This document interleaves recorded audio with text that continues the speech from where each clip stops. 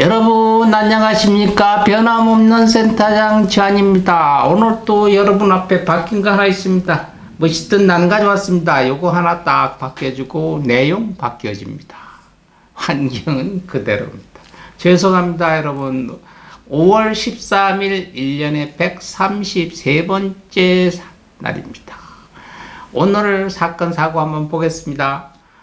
1431년도 우리나라 국가 소방기관의 뿌리라고 할 수 있는 조선 최초의 소방대 금화군이 창설된 날입니다.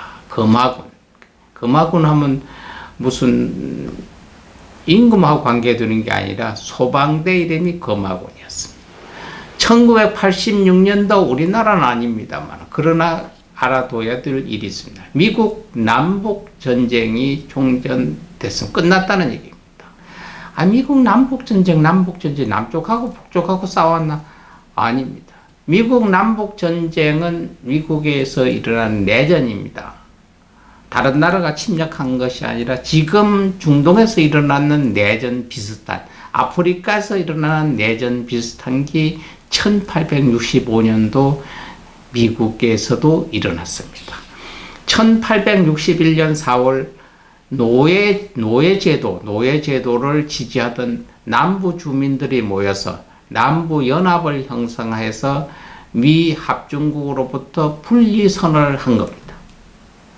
미국은 여러 주가 보여서 연합적으로 국가를 형성을 했잖아요.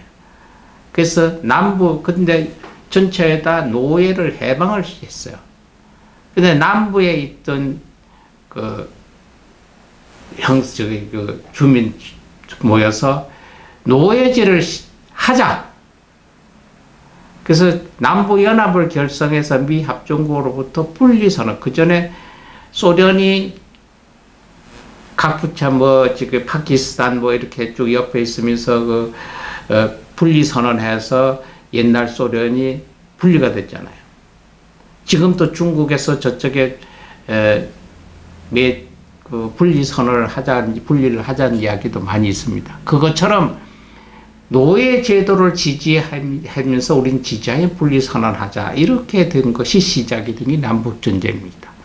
아메리카 남부연합군이 사우스캐롤리아주 찰스턴 항의 센터 요새를 폭격으로 시작해서 1861년부터 1865년도까지 1, 2, 3, 4, 5년, 4년 동안 벌어진 전쟁입니다.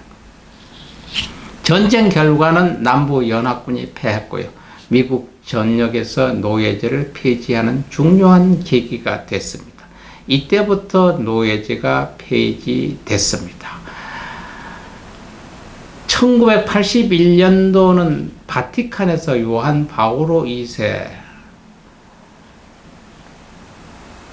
교황이 암살 미수 사건이 발생했습니다. 1981년 5월 13일 성베드로 광장에서 무게차, 그러니까 뚜껑이 확 없는 차를 타고 일반들을 아련하던 교황을 향해 총을 울렸습니다.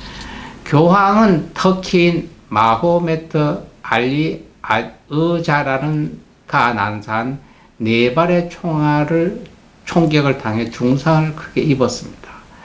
아스자는 이슬람 광신자로서 이슬람 극단주의 단체인 회색 늑대 회원이며 이 회색 늑대라고 하는 이 집단은 아직까지 있는가 봅니다. 이미 터키에서도 겨우 19세 있던 1979년도 기자를 살해해가지고 지명수배를 받던 인물이었다고 합니다. 교황은 6시간이란 대수술을 마치고 4일 만에 깨어났다고 합니다. 교황이 완전히 치료 후 요한 바오로 2세는 무기형을 받고 그가 수감된 교도소로 직접 가서 면담을 했답니다. 그리고 그 자리에서 용서를 해줬다고 합니다. 요한 바오로 2세는 이때 맞았던 탄환을 수술해서 꺼냈잖아요.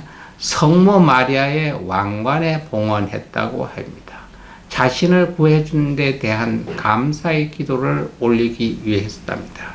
그래서 그때의 그 탄환이 지금 또 교황청 성모 마리아 왕관에 봉헌되어 있다고 합니다. 2001년도 수원 월드컵 경기장이 개장된 날이기도 합니다. 오늘 생일을 맞는 분 한번 보겠습니다. 1944년도 손숙 배우입니다. 배우 출신이서 연극인이시죠. 1970년대부터 연극계에 활약한 연극계 배우고요. 국민의 정부에서는 제6대 환경부 장관도 역임했습니다. 백상예술대상의 연극계 부분 시상을 했을 당시 5번 전무후무한 시상 기록을 가지고 있습니다. 1955년도 정현채 의사, 죽음학 전문가입니다. 의사인데 죽음에 대해서 연구를 합니다. 스스로 죽음에 대해서 관련 노인을 죽음이라고 칭합니다. 죽음의 천작에 된 배경에 대해서 의사로서 숱한 죽음을 접했고 스스로 나아가 들어감에 따라 죽음에 대한 극심한 공포가 찾아왔고 이후 죽음에 대한 고민이 되었다고 밝힙니다. 2001년도부터 죽음에 관련 자료를 주로 임사체험, 집단 최면 및 영매자들의 증언을 찾기 시작했고요. 2007년부터는 근사체 체험, 사례 및 집단 최면, 영매의 증언 등을 바탕으로 국내의 일을 정리해서 관련 강의를 시작했습니다. 2018년도 침륜성 방광암 진단을 받고 내과 교수직을 은퇴하고 현재는 제주도에 머물면서 임사체험, 즉 죽음에 관한 자료를 모으면서 강의를 이어가고 있다고 합니다. 1964년도 여러분들이 좋아하는 여성 배우 배종옥 씨 생일입니다. 아나운서 김홍성 씨는 69년생이고요. 야구선수 김영필 씨 74년, 성우 여민정 씨 75년, 야구선수 허재인 씨, 또 방송인 이지혜 씨 81년생 동갑이고 오늘 생일입니다. 야구선수 신정락 씨 87년도, 한다솔 배우 95년도 오늘 생일입니다. 가신 분 한번 보겠습니다. 1656년도 김집 하면 역사 배우신 분 다 아십니다. 조선의 문신이 오늘 가신 날입니다. 1658년도 인평대군입니다. 조선의 왕 인조의 셋째 아들입니다. 인조와 일현왕후의 셋째 아들로 병자호란 이후 청나라로 인질 생활을 했고 이후 40사로 수차례 청나라를 방문했죠. 아버지 인조에 의해서 아들 없이 죽은 삼촌인 능청대군의 사후 양자로 입양된 분입니다. 알죠? 그 다음에 1987년도 서감 스님이 계십니다. 1911년도 9월 29일 나셨다 1987년도 5월 17일 가셨습니다. 세수는 76세였고요. 범납 스님 되신 지는 57년 되셨던 분입니다. 서감 스님은 경기도 포천 신단리의 아버지 문화유 씨 동렬공과 어머니 권 씨의 차남으로 태어났다고 합니다. 속명은 유재기라고 하고요. 어릴 때 향리에서 한학을 공부했습니다. 1930년도 19살 되신 해 황해도 신천 월정사에서 입산 출가해서 완어 스님을 은사로, 은암 스님을 율사 계사로 소개하셨습니다. 본명은 해수였습니다. 서감당 해수 대종사는 출가 수행자의 본본사에 충실한 일생을 산 선지식입니다. 일체 중생을 위해서 내 한몸 안락과 명리를 버리고 오로지 일념 수행으로 정진하는 삶을 후하게 직접 보여주었던 분입니다. 부처님 법을 바르게 배우고 스스로 익혀서 모든 사람에게 이익을 갖게 하는 불법을 널리 펴셨던 분입니다. 스님은 선사이자 율사이며 대설법가였습니다. 보살로 칭송받고 있습니다. 어떤 날, 어느 한 날 후학이 스님에게 이렇게 여쭙습니다. 스님, 어찌하면 중로로 잘할 수 있습니까? 하니까 서감 스님이 내가 죽을 때 네가 입고 있는 스님의 옷을 입고 죽을 수 있어야 된다. 어찌하면 중로를 잘할 수 있습니까? 하니까 죽을 때 내가 지금 입고 있는 스님의 옷을 입고 죽을 수 있어야 된다. 지금 스님 생활로 하는 것을 끝끝이 한 점 흠없이 죽을 때까지 지켜가야 된다 하는 이야기입니다.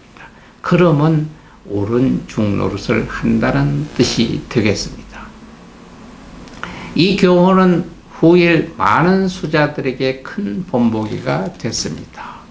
오늘도 부처님 지는 한 말씀 하겠습니다. 우리가 석가모니 부처님께 귀의합니다. 귀의, 불귀의, 성귀의 하지 않습니까? 그럴 때 부처님께 목숨 바쳐 귀의할 때 부처님이 전체 나의 전신이다.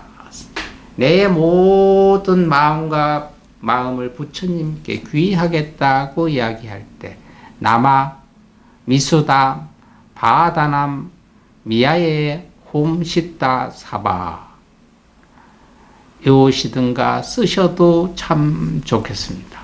오늘 또 나머지 좋은 시간 쪼개고 쪼개서 좋은 하루 되도록 역사오를 창조하시길 바라고요.